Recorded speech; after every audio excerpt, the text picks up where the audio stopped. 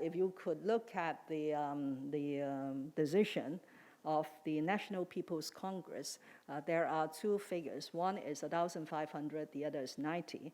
And both are moving in the direction of expanding rather than restricting the representation, the participation of people in the electoral system. So the future election committee will be expanded from the current 1,200 to 1,500, whereas the number of legislative council members will be increased from the current 70 to the 90.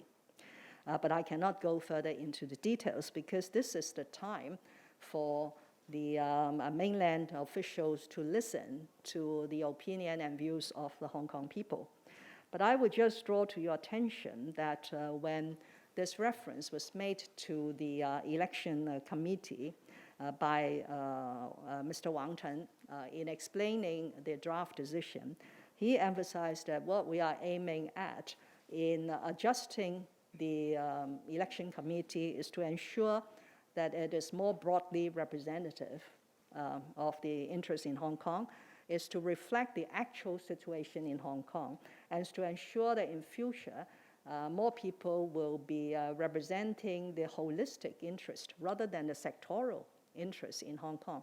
So I'm sure that ultimately the sort of composition of the 1,500 and the composition of the 90 will be based on these important principles.